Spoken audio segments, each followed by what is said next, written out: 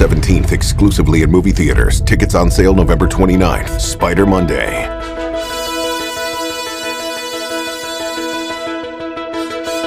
Hi everyone! It's your favorite friendly neighborhood Spider-Man na medyo nag-enjoy sa kusina.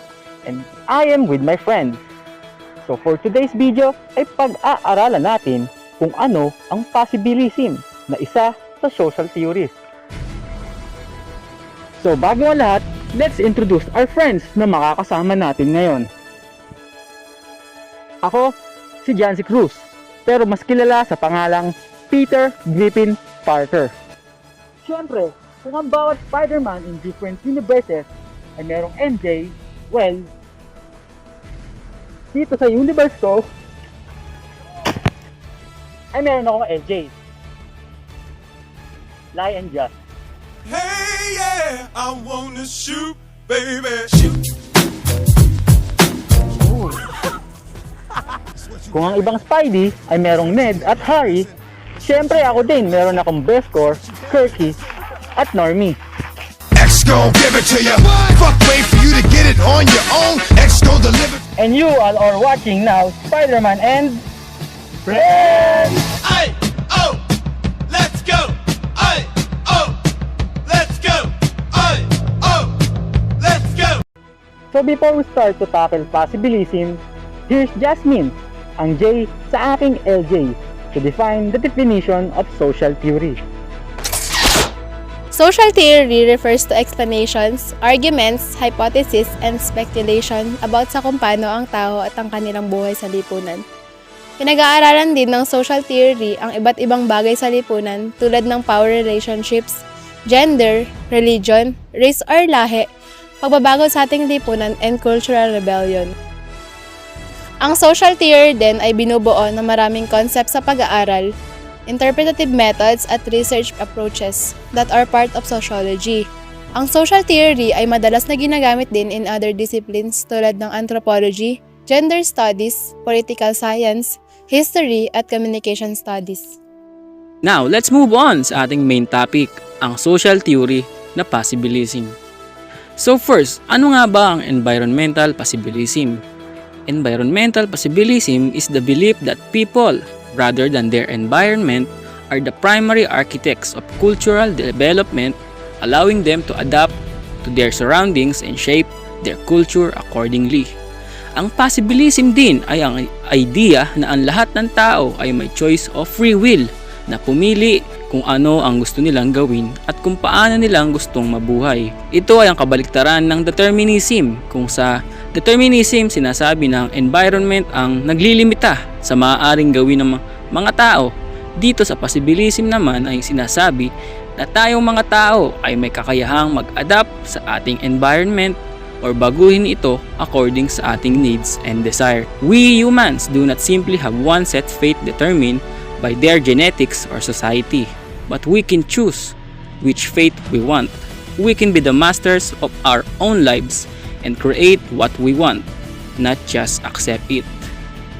Ang environmental possibilism ay hindi lamang tungkol sa paniniwala sa possibilities. It's also about making that belief come true through our actions. Now, let's tackle naman ng examples of possibilism, and here's my only lie. Hi everyone, I am the L in his LJ. My name is Lie but I do not lie. And para naman mas maintindihan nyo, ay meron kaming tatlong example scenarios ng possibilism. Unang example scenario ng possibilism. May dalawang babae ang hino-hold up. Hold up to, laki kilos na masama. Kayo kumilos, mga tumabog yung tarsa nyo. Help! Tulong! Somebody save us! Huwag niyo akong English sa bansa ko. At nakita ito ni Spider-Man.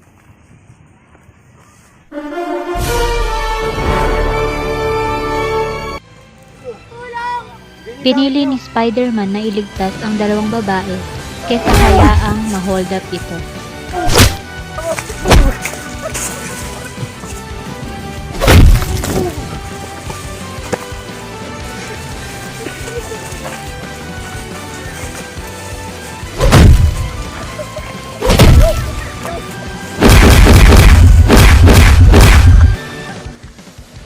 ito ay makikita natin bilang isang example ng possibilism sa buhay. Sa situation na ito, meron akong choice na iligtas sila o hindi. Sa kabila ng panganib at mga hadlang sa isang sitwasyon, pinili kong makialam at iligtas ang dalawang babae. Ito ay nagpapakita na ang mga kilos o desisyon natin ay maaaring mag-shape ng outcomes within the constraints of the environment. Sa kaso na ito ay ang pagnanakaw. Pinakita rin dito na ang possibilism ay ang pagkakaroon natin ng free will. Para sa ating mga desisyon, ito ay nagmamatch sa idea ng culture at ating mga desisyon ay maaaring makaapekto sa resulta sa loob ng mga hadlang ng environment. Second example scenario of possibilism. It's always hot in Spider-Man's area. Despite the always hot weather, he adapts by deciding to sell halo-halo and wearing sando and shorts. This shows how culture and individual choices can influence actions within the constraints of the environment. And it shows how individuals can adapt and create new opportunities within the constraints of their environment.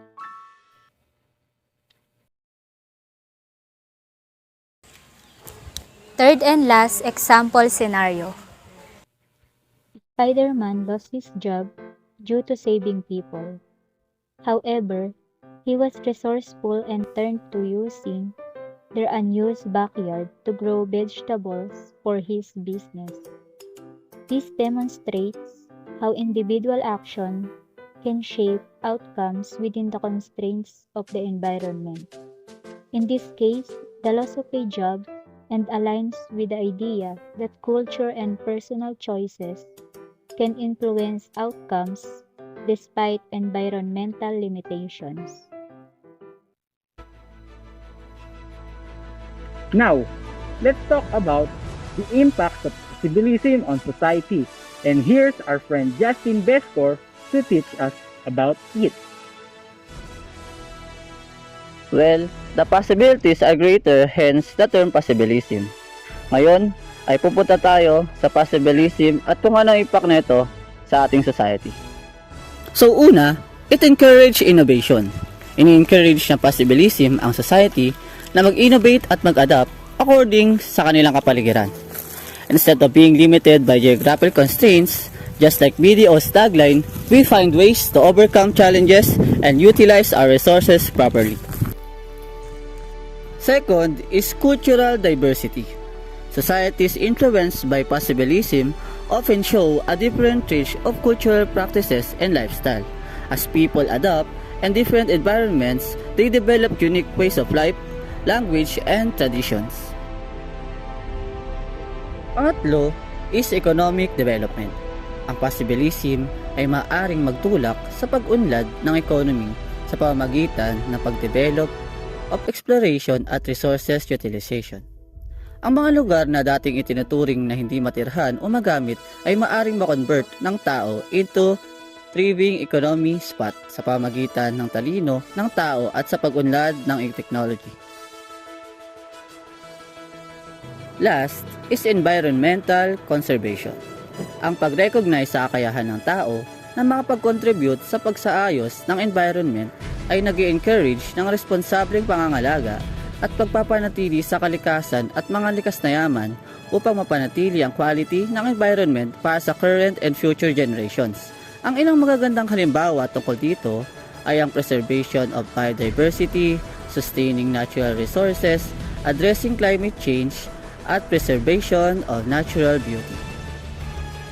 Ngayon naman ay pumunta tayo sa advantages at disadvantages of possibilisms on societies na ipapaliwanag naman ng ating dalawang kaibigan na si Norman at Kirky.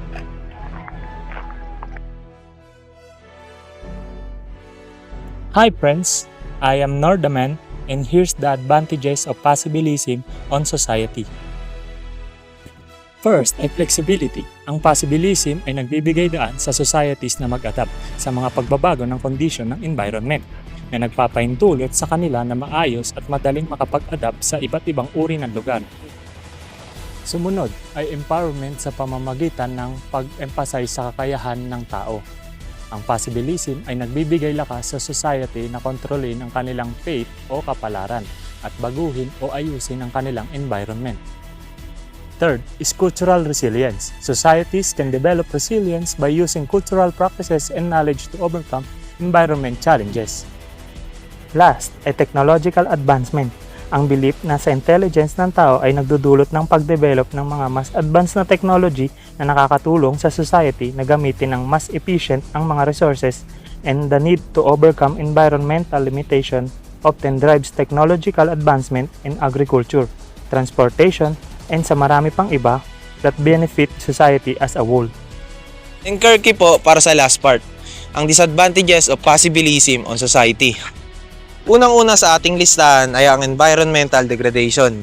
While possibilism empowers societies to adapt to their environment, at sa sobrang pag-advance ng technology ay maaari din itong magdulot ng pagkasira ng ating kalikasan kung hindi ito pinangangalagaan at ginagamit ng maayos. Ang sobrang pagtutok sa paggamit o paghahanap ng resources at pagkasira ng tirahan ng mga hayop ay maaring bunga ng walang tigil na paghahanap ng mga maaring possibilities na hindi kinoconsider ang long-term consequences. Pangalawa ay ang social inequality. Ang possibilism din ay maaaring makadagdag sa social inequality dahil pwedeng merong mas maayos na access at pagkukunan ng mga resources, technological advancement at opportunity para sa adoption ang ilang grupo ng tao sa society kesa sa iba. At maaari rin itong magresulta ng inequality in wealth, health at sa quality of life between different segments of society. Pangatlo is loss of traditional or cultural knowledge. Ang mabilis na pag-unlad ng technology ay maaring magdulot ng pagkawala ng mga traditional na kaalaman at kultura na dating mahalaga sa ating interaction with our environment. Panghuli ay ang ethical concern. Possibilism brings up ethical concerns about how much humans should control the environment for their own good, possibly ignoring the rights of other species and future generations. So overall, while possibilism offers good impact, advantages, and opportunities for human advancement and resilience, its implementation requires careful consideration of its environmental, social, and ethical implications because it has also disadvantages. Dahil sabi nga ni Uncle Ben, with great power comes great responsibility. And it's our responsibility to take care of our environment. Sana ay marami kayong natutunan. Muli, ito ang inyong friendly neighborhood na tambay sa kusina, and thank you for watching Spider-Man. And Maliit na gagamba umakyat sa sanga, dumating ang ulan at itinang siya. Sumikat ang araw na tiyok ang sanga, maliit na gagamba ay lagi masaya. Maliit na gagamba umakyat sa sanga, dumating ang ulan at Mukha niyo. 1, 2, 3, go. Ang social theory.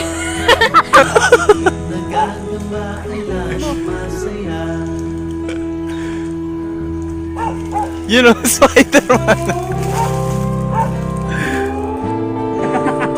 Maliit na gagamba umakyat sa sanga, dumating ang ulan at titig apoy siya.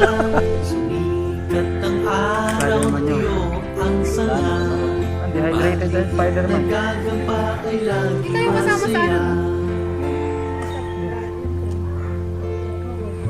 Hey! Sinasabi ko lang. Wala kasi yung ano may grabe naman yan. May tissue dito.